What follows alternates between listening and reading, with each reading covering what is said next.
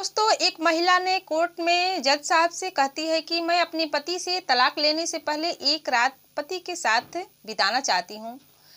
तो इस कहानी का दूसरा भाग मैं आप लोग के बीच में इस वीडियो में लाई हूँ। तो दोस्तों, आइए स्वागत करती हूँ आपका इस कहानी का पार्ट 2 में।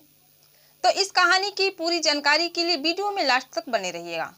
तो दोस्तों नमस्कार, मैं हूँ ज्योति कुशवाहा और आपका ज्योति वॉइस चैनल में तहे दिल से स्वागत है। तो दोस्तों, वीडियो में आगे बढ़ने से पहले आपसे रिक्वेस्ट है कि अगर आप मेरे चैनल पर नए हैं तो वीडियो को लाइक कीजिएगा, शेयर कीजिएगा और चैनल को सब्सक्राइब जरूर कीजिएगा ताकि हमारा हौसला बढ़ता रहे।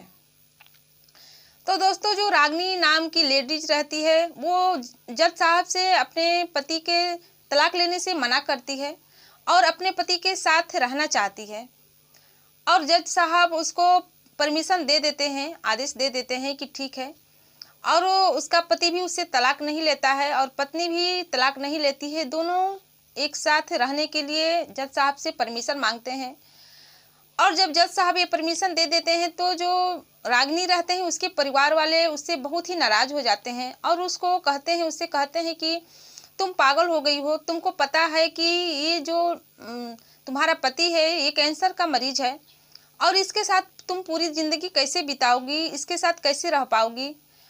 तुम ऐसा गलत कदम उठा रही हो, तुमको बाद में बहुत ही पछताना पड़ेगा। लेकिन जो रागिनी रहती है कहती है कि मुझे कोई दुख नहीं है, मैं अपने पति के साथ ही रहना चाहती हूँ, उनके दुख में शामिल होना चाहती हूँ, मैं उनको अकेला नहीं छोड़ना चाहती हूँ।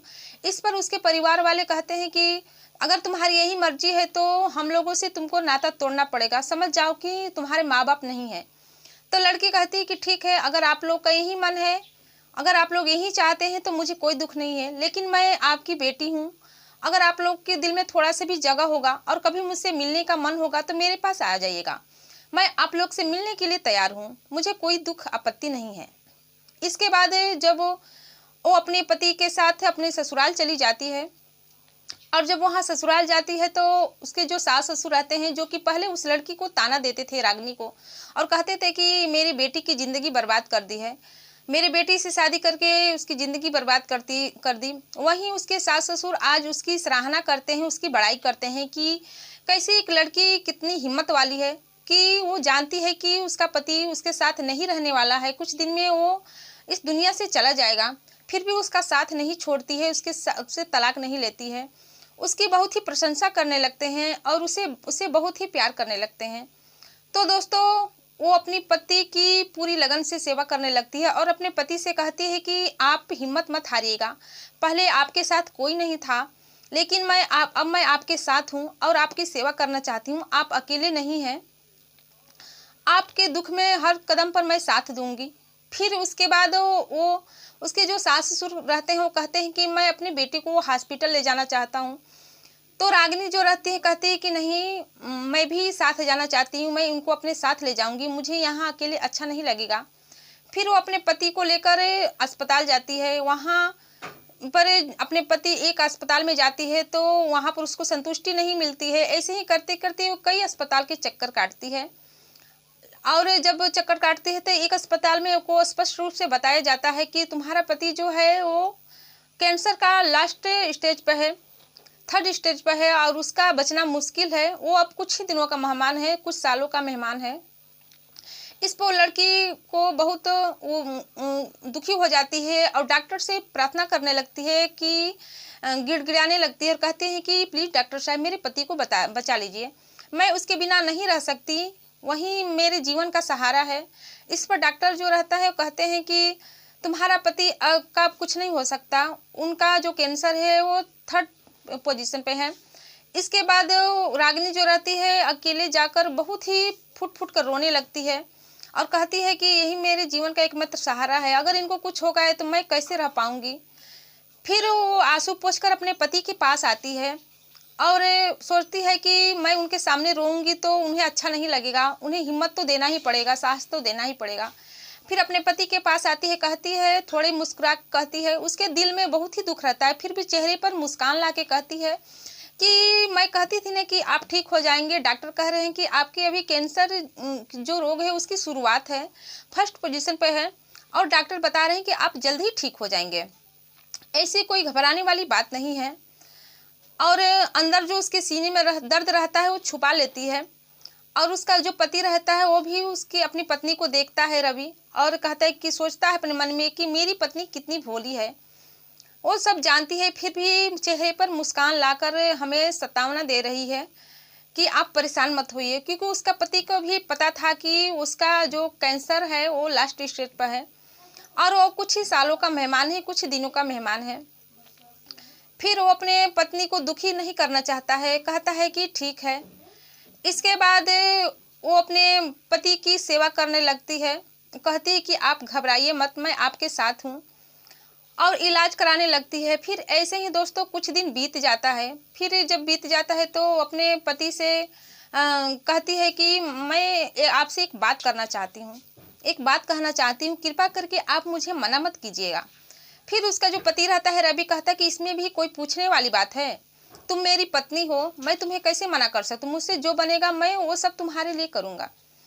तो पत्नी कहती कि हम एक बच्चे की प्लानिंग कर रहे हैं, क्या आप उसमें साथ दे सकते हैं। तो उसका पति कहता है, अपने मन में सोचता है कि अगर हम हाँ कर दे तो इसका बच्चा हो जाएगा और इसका उम्र बहुत ही कम है, कल को मुझे कुछ हो गया तो इसकी शादी करने में दिक्कत आ जाएगी, इसकी शादी नहीं हो पाएगी। इस पर कहता है कि अभी हमको ठीक हो जाने दो, इसके बाद आगे सोचेंगे। इस पर जो उसकी पत्नी रहती है रागिनी कहती है कि मैंने आपसे एक चीज़ मांगी है, वो भी आप मेरी इस बात को पूरा नहीं करेंगे। तो पति कहता है कि मेरी इतने दिन से सेवा कर रही है और अपनी पत्नी धर्म निभा रही, इतना मुझे प्यार कर रही है। पति भी उसको दुखी नहीं करना चाहता था क्योंकि वो भी अपनी पत्नी से बहुत प्यार करता था। तो कहता है, मान जाता है, कहता है कि चलो ठीक है। इसके एक महीने बाद घर में खुशियों का माहौल छा जाता है। सबको पता चल जाता है कि रागिनी प्रेग्नेंट है और जो उसका पति रवि है वो भी खुश हो जाता है और जो प्रेगनेंसी के रूटीन चेकअप होते हैं अपनी पत्नी को कराने ले जाता है और उसने अपनी पत्नी को बहुत ही अच्छे से ध्यान रखता है। इसके पत्नी में इतना खो जाता है कि वो अपनी कैंसर की बीमारी का भी भूल जाता है, उसको पता नहीं चलता है और खुश रहने लगता है, हमेशा पॉजिटिव रहने लगता है और अपने दुख दर्द को भी भुला देता है। पत्नी भी उसकी सेवा में लगी रहती है और जो उसका पति है वो भी अपनी पत्नी की सेवा में लगे रहता है। दोस्तों ऐसे ही समय गुजरने लगता है, दोनों पति पत्नी एक दूसरे की सेवा करते रहते हैं जैसे बनता है। पत्नी भी अपना पत्नी धर्म निभा रही थी, पति भी अपना पत्नी के लिए अपना पति धर्म निभा रहा था।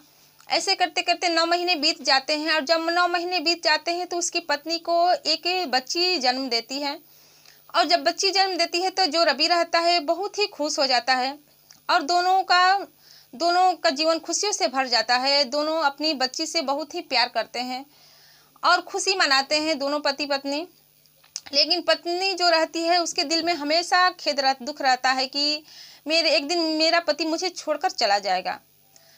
और इसके बाद कुछ दिनों के बाद उसका जो पति है उसका तबीयत बिगड़ने लगता है। जब उसका तबीयत बिगड़ने लगता है तो हॉस्पिटल में एडमिट हो जाता है और दोस्तों जब हॉस्पिटल में एडमिट हो जाता है तो पत्नी भी साथ में रहती है और जब एडमिट होता है उसके कुछ ही दिनों में बाद वो दुनिया से चला जाता है।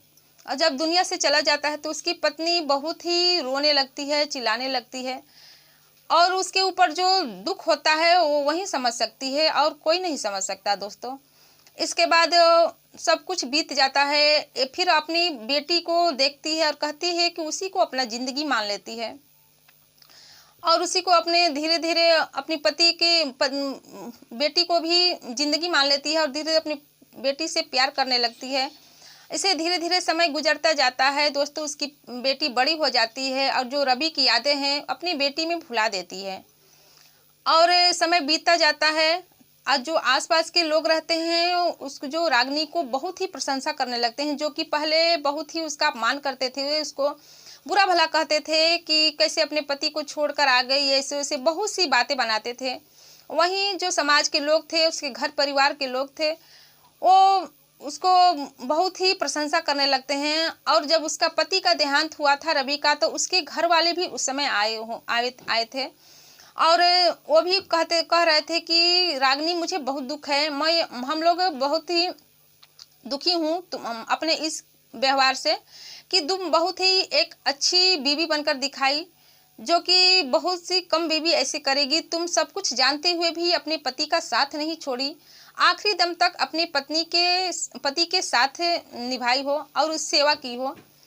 इस पर जो रागिनी रहती है, कहती है कि कोई बात नहीं, आप लोग को जैसा लगा वैसे जैसा उचित लगा आप लोग वैसा ही कहे, लेकिन जो मेरा फर्ज था मैं अपनी फर्ज को पूरा की। और अपनी बेटी को देखकर वो जीने लगती है, उसी का अपना जिंदगी का सहारा मान लेती है। और जो आसपास के लोग हैं, रिश्तेदार लोग हैं, वो सब उसकी प्रशंसा करने लगते हैं कि कैसी ये बीबी है। तो दोस्तों, इस कहानी का पार्ट 2 भी मुझे उम्मीद है कि आप लोग को पसंद आई होगी। अगर ये वीडियो थोड़ी सी भी पसंद आई होगी, कहानी थोड़ी सी भी आप लोग को अच्छी लगी होगी, तो प्लीज़ हमारी वीडियो को लाइक कर दीजिएगा, शेयर कर दीजिएगा और चैनल को सब्सक्राइब जरूर कर दीजिएगा, ताकि आप लोग के साथ और सपोर्ट की मुझे पूरी की पूरी ज़रूरत है। फिर मिलते हैं दोस्तों अगले दिन नई वीडियो के साथ। तब तक के लिए जय हिंद, जय भारत।